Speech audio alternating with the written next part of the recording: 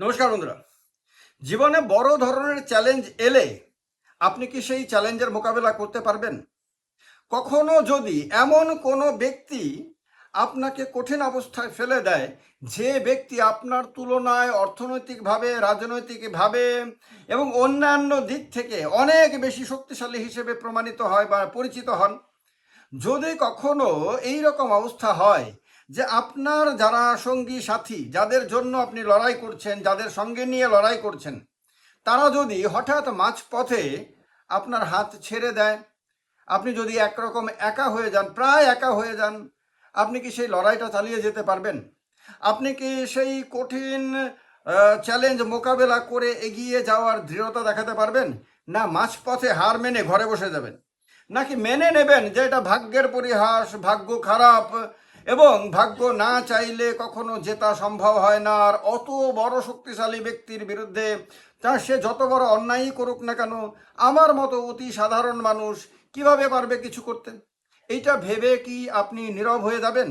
না সেই অন্যায়ের বিরুদ্ধে লড়াই করে শেষ পর্যন্ত দেখিয়ে দেবেন যে যা সারা পৃথিবীতে অন্য কেউ করতে পারেনি, অন্য কেউ ভাবতে পর্যন্ত পারেনি, তা আপনি করে দেখিয়েছেন?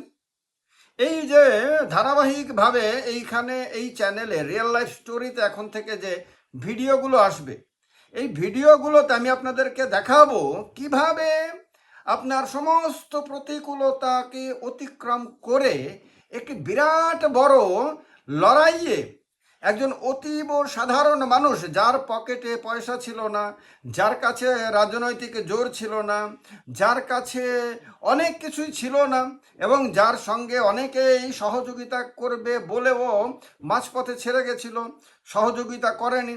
আবার অন্যদিকে তার যে বিপরীত দিকে যিনি দাঁড়িয়েছিলেন, তিনি হাজার হাজার কোটি টাকার মালিক বলে সবাই জানতো, তিনি মিডিয়া ক্ষেত্রে ব্যারন হিসেবে পরিচিত, তিনি রাজনৈতিকভাবে এত বেশি শক্তিশালী ছিলেন, ভারতের মতন দেশটাতে তিনি পিভি নরসিংহ রাও এর প্রধানমন্ত্রীত্বে কেন্দ্রীয় মন্ত্রী ছিলেন।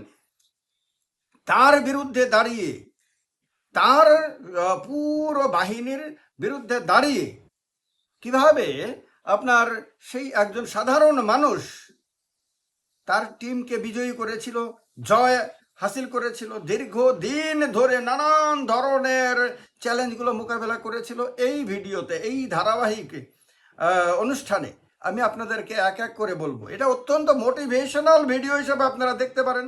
রাজনৈতিক দৃষ্টিভঙ্গি তো ডেফিনেটলি রয়েছে, কারণ এই লড়াইয়ে আপনার বিপরীত দিকে যিনি ছিলেন, যেহেতু তিনি ভারতের কেন্দ্রীয় মন্ত্রী ছিলেন এক সময়, ডেফিনেটলি রাজনৈতিক অ্যাঙ্গেল তো এখানে চলেই আসে। কিন্তু এর চেয়েও বড় জিনিস হলো, এটা বিরাট বড় মোটিভেশনের বিষয়।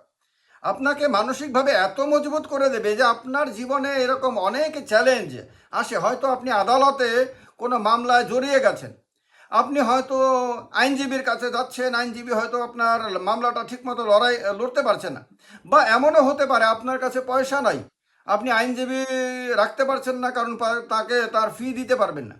হতে পারে যে আপনার মধ্যে, আপনার কাছে জ্ঞান আছে, বিদ্যা আছে, বুদ্ধি আছে, সব কিছু আছে, কিন্তু আপনি বুঝতে পারছেন না যে আপনি যে দাঁড়িয়ে অনেক কিছু করতে পারেন। এই সমস্ত কিছুর কারণে আপনার মধ্যে একটা হীনমন্যতা চলে আসে।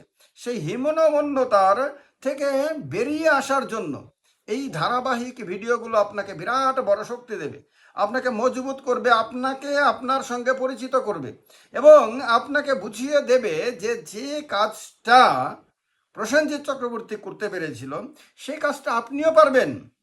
কারণ ভারতে না, শুধু পৃথিবীর ইতিহাসে অনেক এরকম ঘটনা আছে যেখানে একজন সাধারণ মানুষ আপনার বিরাট বড় শক্তিশালী ব্যক্তির বিরুদ্ধে লড়াই করতে নেমেছিল, কিন্তু অনেক ক্ষেত্রেই তারা হেরে গেছিল। অনেক ক্ষেত্রে মাঝপথে ময়দান ছেড়ে তারা ভয়ে হোক, ভক্তিতে হোক, যে কোনো কারণে হোক, তারা ঘরে বসে গেছিল। কিন্তু যেটা প্রসেনজিৎ চক্রবর্তী করেনি, সেইটা হলো যে তার ওপরে যত ধরনেরই চাপ আসুক না কেন, সামনের পথ যতই কঠিন এবং কাঁটা বেছানো হোক না কেন, সে কিন্তু সরে যায়নি।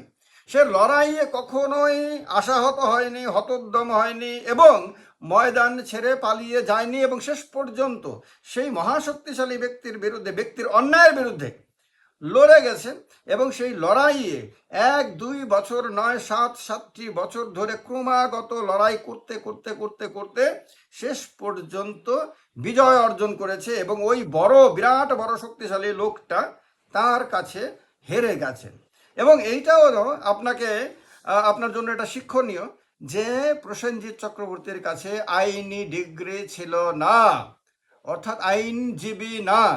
আর অন্যদিকে যারা দাঁড়িয়েছিল তারা কেউ ডেজিগনেটেড সিনিয়র অ্যাডভোকেট, কেউ ডেজিগনেটেড সিনিয়র অ্যাডভোকেট না হলেও তার টিমের মধ্যে যথেষ্ট অভিজ্ঞতা সম্পন্ন দক্ষ আইনজীবী।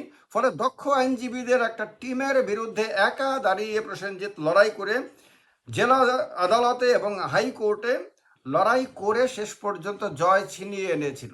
আপনার জন্য কেন এটা ইম্পর্ট্যান্ট? আপনার জীবনেও হতে পারে আপনি কোনো মামলায় জড়িয়ে গেছেন, হতে পারে আপনিও হয়তো ভাবছেন যে ভাই আমিও কি পারি এটা, কিন্তু কেউ আপনাকে বলার লোক নাই বা কাউকে আপনি জিজ্ঞেস করতে হয়তো সাহস পাচ্ছেন না যে আমিও কি চাইলে পারি।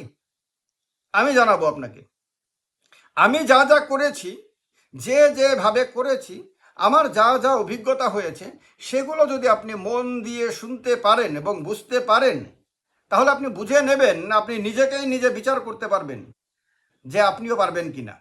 আর এটাও ঠিক যে লড়াইটা আমি করেছি, সফল লড়াই, প্রমাণিত সফল লড়াই, সেটা গুগলে যদি সার্চ করেন, আপনি যদি আর্টিফিশিয়াল ইন্টেলিজেন্সকে জিজ্ঞেস করেন, তাহলে এই ধরনের লড়াই সারা পৃথিবীতে আর দ্বিতীয়টি পাবেন না। সারা পৃথিবীতে এক এবং অদ্বিতীয় লড়াই যেটা আমি করেছি এবং যে লড়াইয়ে আমি বিজয়ী হয়েছি। তার কারণে এই কাহিনী, এই ধারাবাহিক যে ভিডিওগুলো, সেগুলো শুধুমাত্র যে একটা লড়াইয়ের কাহিনী না, একেবারে সম্পূর্ণভাবে ব্যতিক্রমী এবং সফল আন্দোলন, সফল লড়াইয়ের কাহিনী। তার কারণে এই সাফল্য আপনাকে উজ্জীবিত করবে, আপনার মনোবল বাড়িয়ে দেবে, আপনার নিজের মধ্যে এই গুণগুলো রয়েছে কিনা, এই শক্তি এবং সাহসগুলো রয়েছে কিনা, এবং আপনিও পারবেন কিনা সেটা আপনাকে জানিয়ে দেবে। তার কারণে এখন থেকে এই চ্যানেলে রিয়েল লাইফ স্টোরি, আমি তো বলেইছি আপনাদেরকে, রিয়েল লাইফ স্টোরিতে আমি রিয়েল লাইফের কথা বলি, কাল্পনিক কথা বলি না, যা বাস্তবে ঘটেছে এবং আমার জানা মতো যা 100% সত্য তাই বলি। তো তার কারণেই এখানে এই ধারাবাহিকভাবে যে ভিডিওগুলো আসবে তাতেও 100% সেই অভিজ্ঞতার কথা বলবো যা নিজে অর্জন করেছি 7 বছর ধরে।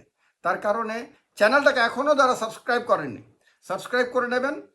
আর ভিডিওতে দেখবেন এপিসোড 1, 2, 3, 4 এইরকমভাবে সবগুলো এপিসোড ভালো করে দেখবেন, শুনবেন এবং প্রয়োজনে একাধিকবার শুনবেন, কারণ এগুলো আপনার জীবন বদলে দিতে পারে। ভালো থাকবেন। জয় হিন্দ। বন্দে মাতরম।